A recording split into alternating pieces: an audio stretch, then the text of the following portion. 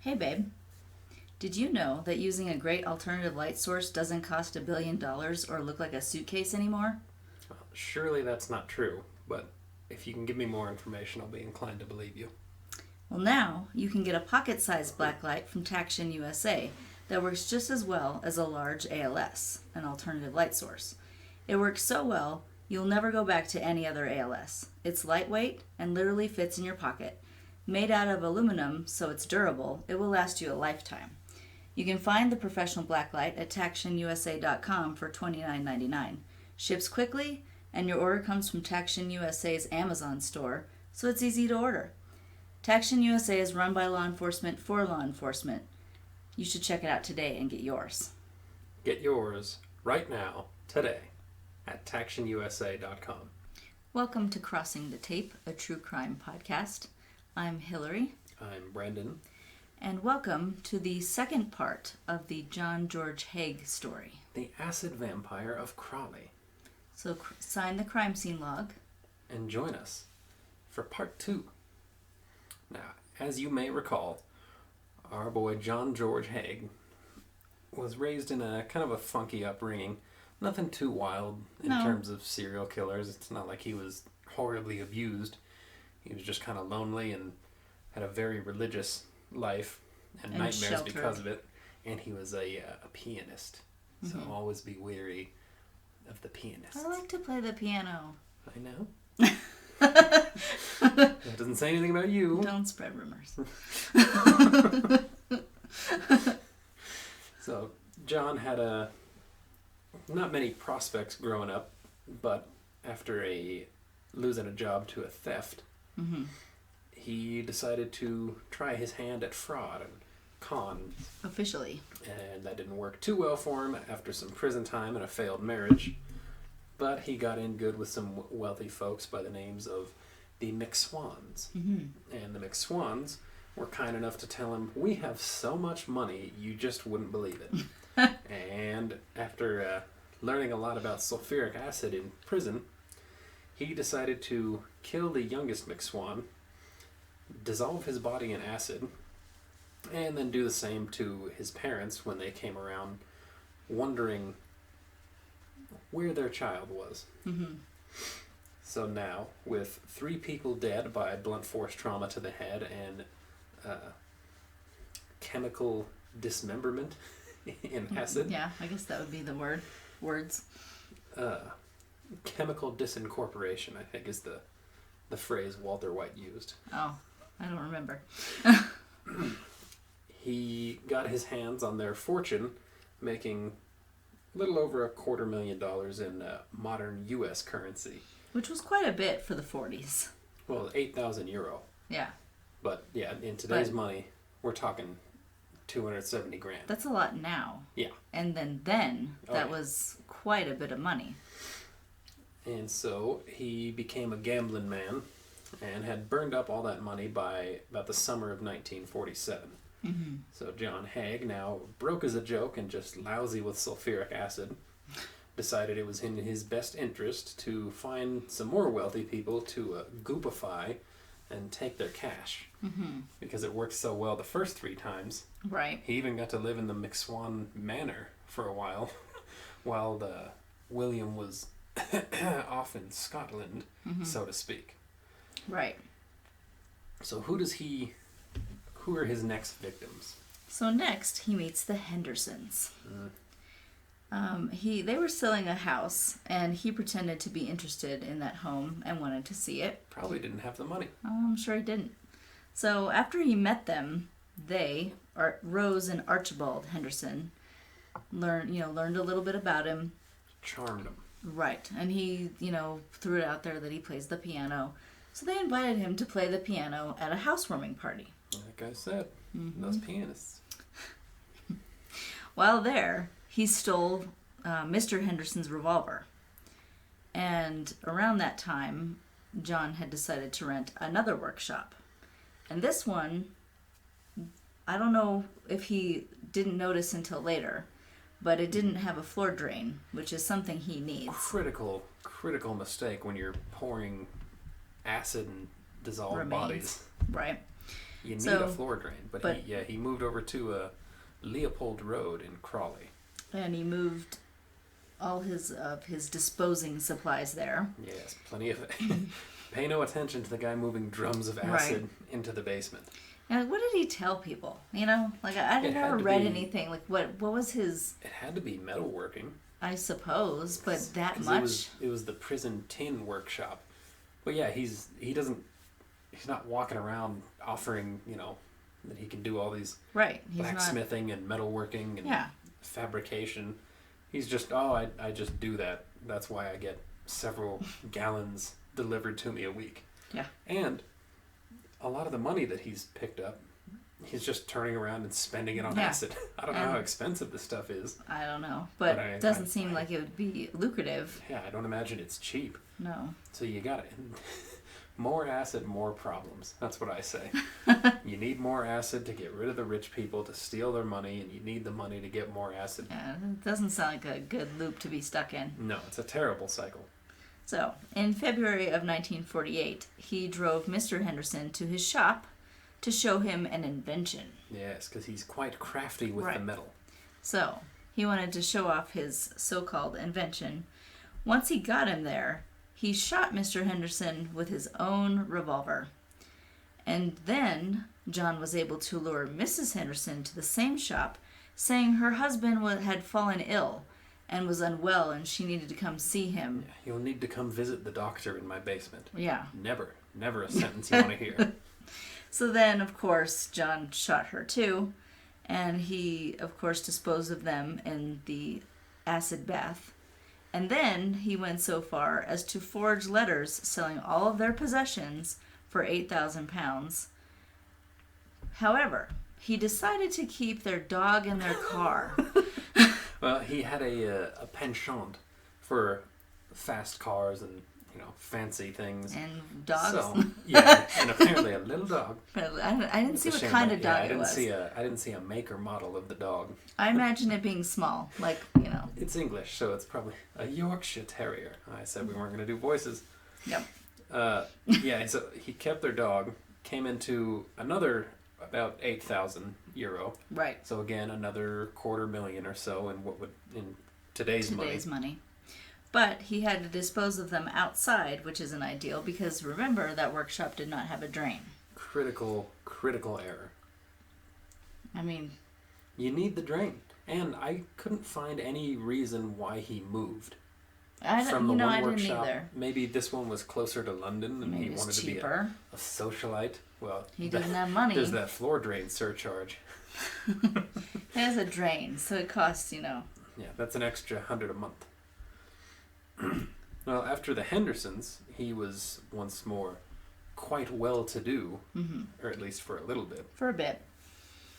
And I believe it was at that point he took up a new residence.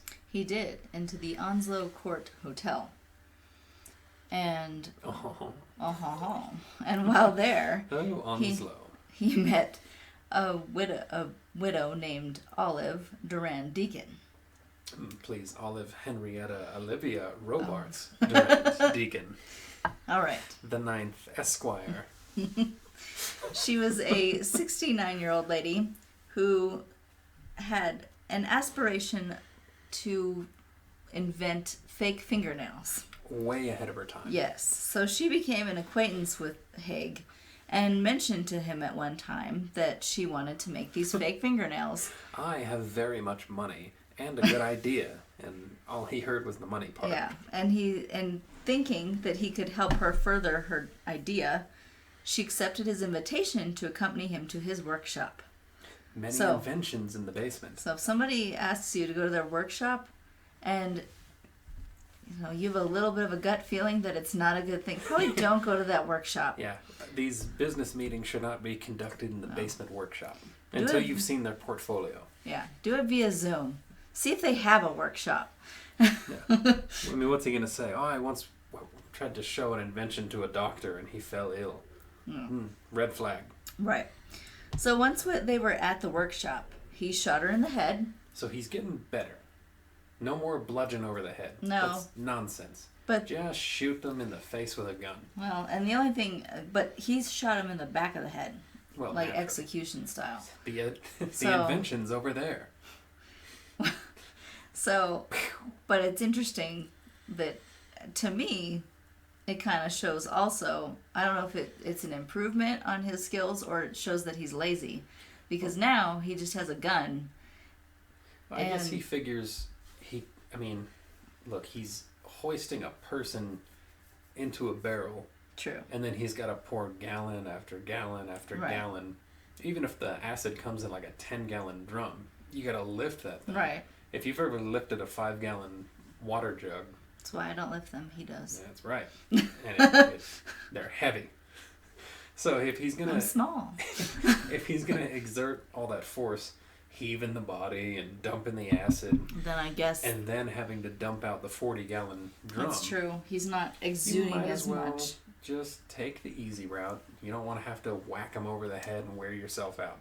Well, back, He's got heavy lifting to do. well, yeah. And back then, if anybody had any question, they couldn't trace that gun to him because they didn't have ballistics back then. Right. And, And we don't know if the Hendersons ever noticed that it was gone before they were yeah. executed It and may dissolved. never have been reported So, stolen. Yeah, as And far he as could anyone say knows, the it's a Hendersons gift. never had a gun. Or it's a gift. Oh, he was Yeah. my friend. Yeah, he traded me that in exchange for my invention, which I'm happy to show you if you'll In my simply workshop. come to the basement and view it. So after he shot poor Miss Olive, he placed her in a bath of acid, of course, and took all of her valuables. But her friends later reported her missing. And he was kind enough to drive her friend Constance Lane to the station, and from there, What a trickster. Trickster's not the word, but this is a PG show. So. yes, you're a real son of a gun. Well, once, as we mentioned in episode 1, Detective Lambourde was on the case, and she got to talking to people at the hotel and drumming up a little bit of information about this Haigh dude. Ran his name through Scotland Yard, and they came back with his whole fraud, criminal history, and prison time and everything. He's not a great con man, because No. he should have been. He was forging and defrauding people, but he never assumed anyone else's name. I know. He never took anyone's identity. It seems like if he was forging documents, he could forge those too. Yeah, it seemed. I mean, and he had people's stuff. He couldn't have cut his hair to look like William McSwan Well- and told people, "Oh, I'm William McSwan," And and carried out everything as someone else. as we'll find out too, he kept people's things. Yeah, he had some souvenirs, including like passports and paperwork, right? Paperwork and I don't want to get ahead of myself, No. but some other interesting things that I have no idea why he had them and there's no explanation. Yeah, but he had them. But he had them. But they run his name through Scotland Yard and find out, wow, he's not even using a fake name. What And an then- idiot. Yeah, and they learn he's got this property over here on Leopold Street. Right? Leopold? Yeah. I think so. Leopold Road, pardon me. He's got this property on Leopold Road. What we ought to do is go over there and sniff around and see if this fancy man has anything to do with the disappearance of Miss Olive Five Names. So they go and check it out. And do you have there in your notes what exactly they found in the pile of rubble he'd been dumping the acid? I believe that's where they also found her coat. Yes. And Yeah, they found that around the workshop. Yeah, and in the pocket of the coat was a dry cleaning receipt belonging to her. So that directly linked her to the coat and that she was there. There was also, at least from what I found, there was also paperwork that belonged to the McSwans and the Hendersons. And for some unknown reason, there were 3 human gallstones. I'm wondering if those didn't dissolve in the acid. That was my thought That's too. my assumption, because there was also her false teeth. Oh, I didn't see that. Yes. Miss Olive's dentures Oh, were that there. would make and sense they because didn't they're dissolve. fake. Yeah. And back then, you know what? Back then, they were made much more. They were probably like ivory, like yeah, actual. well, and they weren't she's made. a wealthy lady, so this was probably like she had abalone teeth. She or probably something didn't have nice. those wooden ones, like with like way back. But they, they made them a lot more. They were. I'm sure they were more sturdy. precious materials. Yeah. Not like composite stuff that you would That's find. probably in true today's. though. But why didn't he just throw the gallstones away? I'm assuming it's because he's an idiot and lazy, like you were saying. Instead of bludgeoning people, he's shooting them. Instead of pouring them in a drain, he's just dumping them on a pile of rocks. Instead of sweeping up the solid bits after, he's just leaving it. That's what's interesting though about him, is because most serial predators or perpetrators that have the charming tendencies that we were talking about earlier. They'll put some forethought into... Yeah. They usually are a little bit more intelligent than that. So I'm like, does he just not care? Did he not go to Predator 101 of that class? He missed that day. He missed that day. It was part of his parents, they didn't let him go to school that day because there was a church thing. So I don't know. I mean, it's interesting to me because he thought of things, he schemed, he forged things, but he never learned from his mistakes either. Right. He was a decent con man, but not great. But not great. He got caught repeatedly. Mm-hmm. He was very charming with people. He was not saying anything he did was good, but he was doing very well at what he was doing. Right. For a bit. But then... But just like the estate shares that he was selling and that bogus stuff... He got sloppy. After a bit, he misspelled a name in the letterhead, and that's what got him caught. I wonder if he got bored. And then when he got bored, he got sloppy. I think he should have stuck with his original plan, just getting together with a wealthy, older woman. And just wait it out, if that's what you're going to do. Don't hurt anyone. And be a little bit of joy in somebody's life in their dying days, and then absorb their millions. It's not necessarily right, but it's a lot better than all this. Than all the victims. He's beating and shooting people, dissolving them in acid. Yeah. Because, hey, he said it himself. No corpse, no conviction. But then there's all these other evidence. Gallstones, and he's got their receipts and their coats, and it was like a fancy Persian coat, of course. Yes. And so people knew, like, oh no, that's her coat. What bewilders me too. That is the fancy coat of Miss Olive. Right. Well, what bewilders me too is that he kept all those. Like many serial killers will keep a souvenir. Yeah, a trophy. But they usually hide them. Right. He just has crap everywhere. Right. You're like not in gonna plain walk sight. into a serial killer's basement workshop and find a stack of driver's licenses. It's usually of the people they killed. Hidden. Right. They're going to be stashed somewhere if that's the thing they choose to hold on to. Yeah, like necklaces or whatever. Right, somebody's jewelry. Yeah, or hair. There was one, I forget who it was. They kept their hair, like locks of people's hair. Mm-hmm. And it was like hidden in a box somewhere. Right, so they had a box of different clippings of but like under the floorboards. Yeah, it wasn't just out there. So he's not the best. No. By any stretch. But it's interesting. He's not exactly a mastermind. But it's like he schemed enough to get by. He's lazy. He was doing well for a bit, but then when he decided, this works, I assume he just figured he would never be caught. And eventually he deals with a psych evaluation that gets a little more into that. Mm-hmm. But after they find all these parts, all these bits and the dentures, and I guess there was also...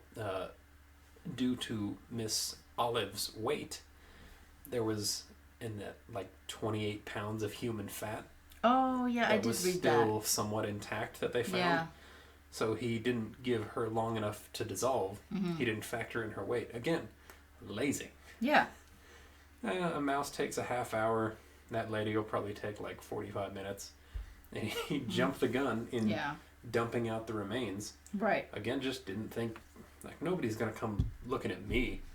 I'm suave and handsome. Yeah, nobody would ever suspect. He's also connected to all of them. Right. Yeah, he's the common thread. Right. And then the next, like the most interesting bit, he does all this stuff to kind of cover it up, but he goes 90% effort.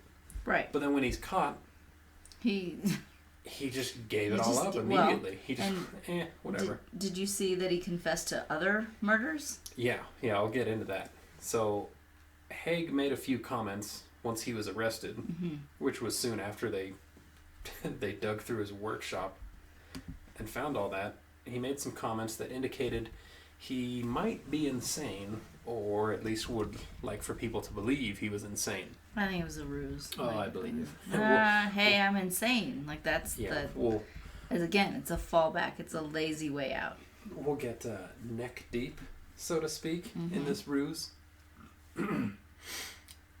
He made some comments to his arresting officer.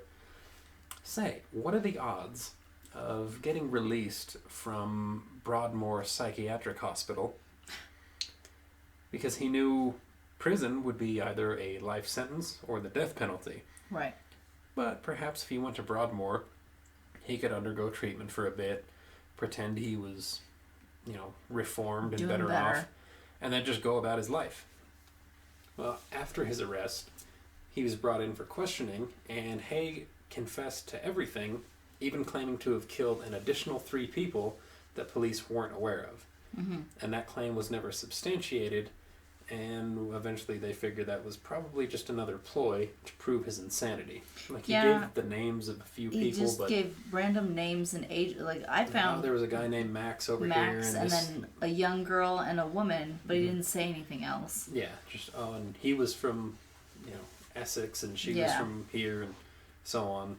But I don't think there was any connection made to anyone actually missing or presumed dead from those areas. That he was just full of it.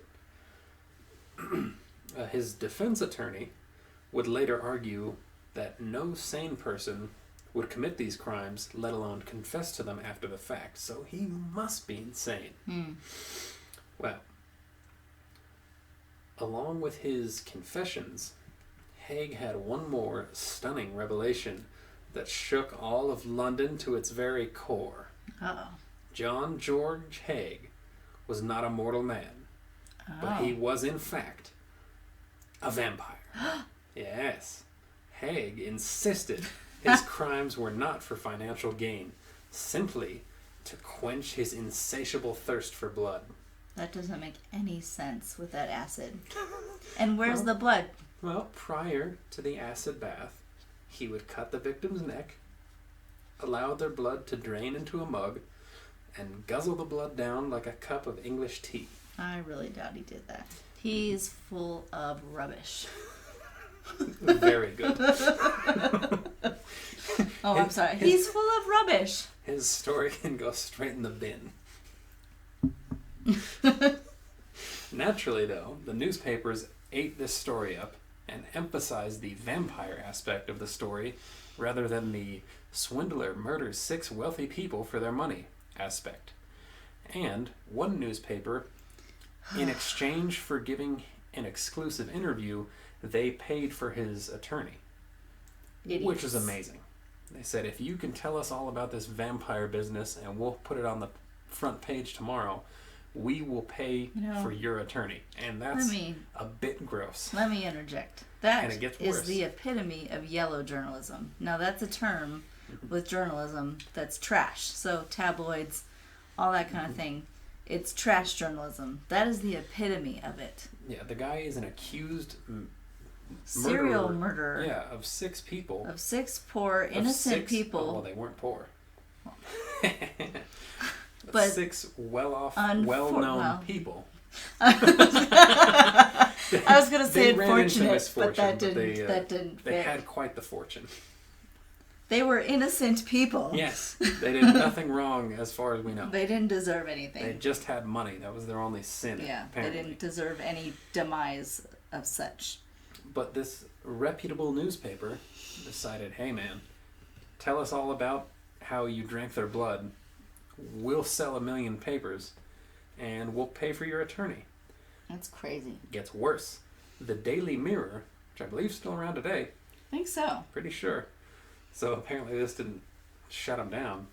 They were found in contempt of court for their sensationalist coverage of the vampire murders, and they had to pay 10,000 euro in court costs, Ooh. which we know 8,000 is roughly $250,000 today. So, yikes. And the editor of that paper was jailed for 3 months for that contempt of court. Woof. Yeah. I don't want to be an editor if it means going to jail because you printed a story that you thought was fun. Right. Well, so in total, Haigh was evaluated by 12 different doctors, both before and after the trial. Some before, some after. Yeah. They I didn't realized get it was 24 12. doctors. But yeah, they had a whole team because I'm sure how it was blowing up in the headlines. We need to stamp out this vampire thing and get some actual professional opinions about his sanity. He was found to be sane and fabricating the vampire story just to appear insane. There was no indication that he had drained anyone's blood or drank their blood or anything, other than him saying, "Oh, I'm a vampire, send me to the hospital for a bit and then I'll just go about everything I've been doing up to this point." And it's interesting with that too. That's another interesting aspect because people don't always realize the insanity plea, those that try to they think that means you skirt just the system. Free. Right, No. which it's actually probably worse than prison. Yeah. And especially back then in England, those places were nuts. Broadmoor is very Literally famous. nuts. That's why they put him there. But they were. I mean, this is after the lobotomy era, but I believe, but they were awful places. Yeah, the conditions were horrendous. Yes, they were not. Patients were not treated well. And I've also heard stories of people getting locked away somewhere like that. Yeah. And then, if they were faking it, they have to insist that they're reformed. Well, and they go insane because they're there. And you know what they say when you say, "Oh, no, I'm reformed. I would never do any of that again." They go, "Oh, you're telling us what we want to hear." Right. That's manipulation. That's a psychopathic behavior. Right. You need to stay longer. Yeah. So it's interesting. There's no light at the end of the tunnel. Although at the end, but this is England in the 40s. They had the death penalty, I think. Oh yeah. So maybe that probably was his reasoning for going the insanity He'd plea. rather but take his chances at Broadmoor than face the death penalty. I think. That's a bleak. I think prison would have been better. Yeah. Well, in truth, he simply had a difficult upbringing and a paranoid constitution, which I saw some of these sources said Hitler also suffered from a paranoid constitution, which is kind of what drove him. Huh. And John Haigh also thought he was smarter than everyone else, Really? which is evident. I think that's where his laziness comes from. Well, yeah, it's that. I don't need to get rid of this old lady's teeth. Because I know what I'm doing. Because no one's going to look at me. Right. I'm smart. I've been so careful. Nobody's going to think. And if they do ask about it, I can come up with a story on the spot. And that's interesting that a lot of perpetrators, they get caught when they are lazy or they get caught when they're arrogant. And he was both. Yeah. He could have taken just a few more steps in disposing of these bodies. Probably seconds of work. Mm-hmm. Right. If he swept up the solid bits and then dumped them in a bag and threw it in a river, no one would know. He could put it in his own trash and no one would have found it. They wouldn't have. They probably would not have gone through his trash. Not before. Yeah, not before it was dumped. Yeah. I mean, it was only a few days that Olive was missing before she was reported, and they immediately went, "Well, what about the weird guy? That guy. Is he involved?" But still, he could have taken just a few more steps, and at least for this one, he wouldn't have been caught. Right. But then when he was caught, he said, "Oh yeah, that was me. The McSwans, the Hendersons." Egotist. That goes back to his egotism. He had to let people know that it was him. Yeah. Because if he didn't... I did all of that, then, and I'm going to walk away because I'm crazy. Because if he didn't say anything, then what was it for? Because if he thought he was more intelligent than everybody, he has to brag about what he did. Yeah. He can't let anyone else have credit for it. He could be straightforward about all this and still get away with it. Because he's a smart fella. Well, at the end of his trial, a jury quickly found him guilty on all counts, and he was sentenced to death by hanging. His sentence was carried out on August 10th, 1949.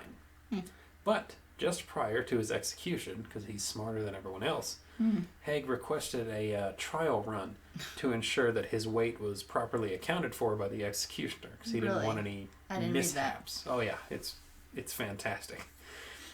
He didn't want any mishaps if they thought he weighed less than he actually did.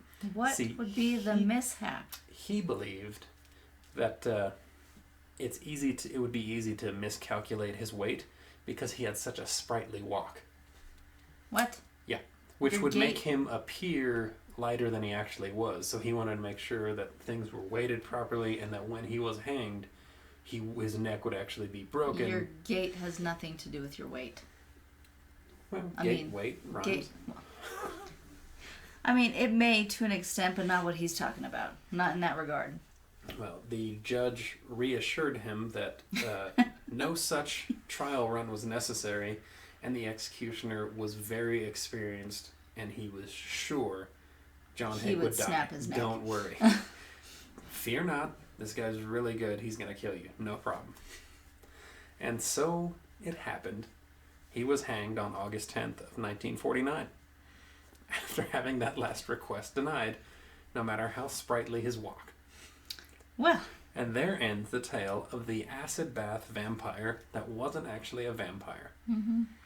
And you know, the acid bath thing has been prominent in a lot of different cases. And I don't want to get too into it right now. Too deep.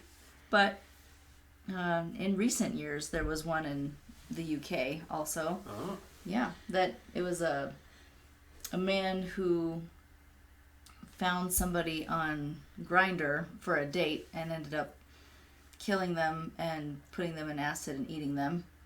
Part of it before they, he put them in acid. Gross. Yeah, so let's not get into that one. But his inspiration was Breaking Bad. Yeah, it worked for them.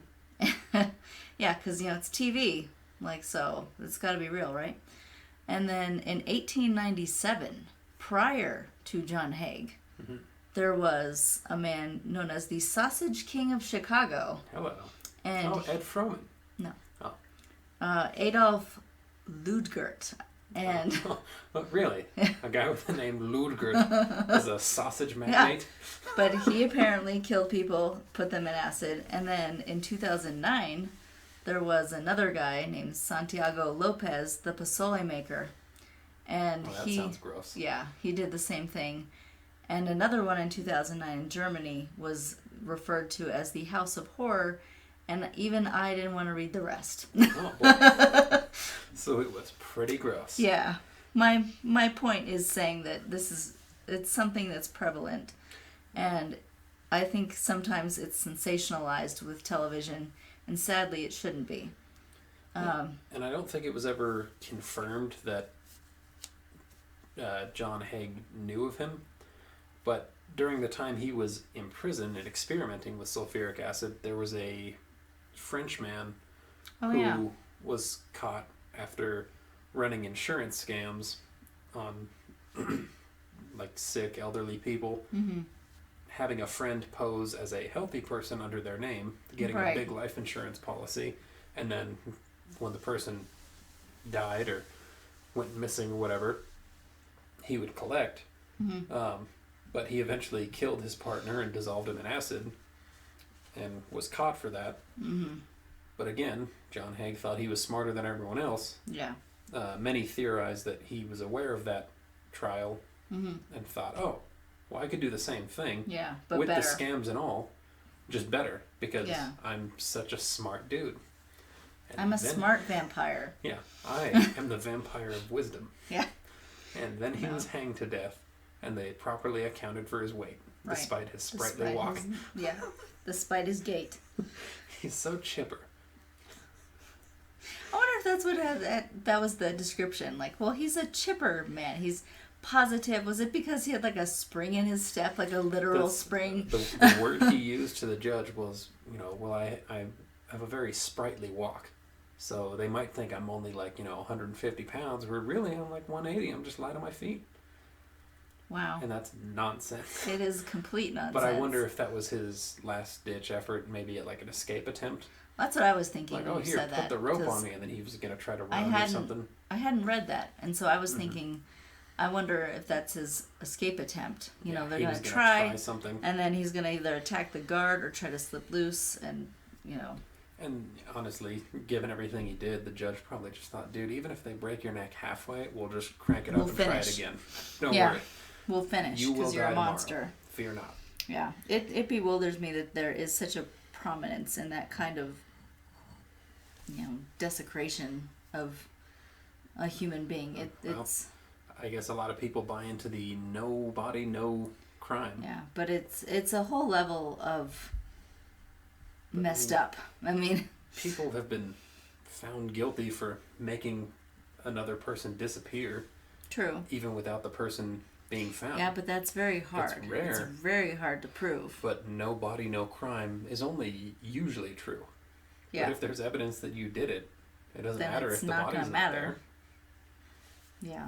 Well, that's the tale of the acid vampire. Maybe our next one will be a little bit more light.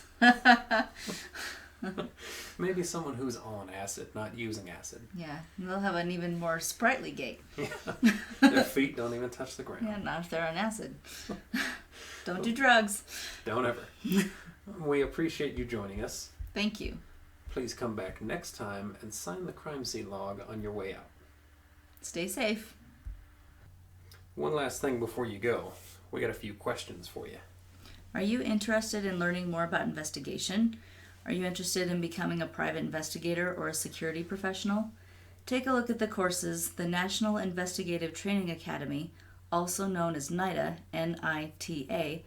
You can find a complete list at their website, investigativeacademy.com. We are now proud brand ambassadors for NITA. I've been writing courses for them for almost 3 years now, and I have more coming soon. Along with my classes, you will find other fantastic in-depth courses on a variety of topics from professionals, including investigation, surveillance, report writing, security, and more.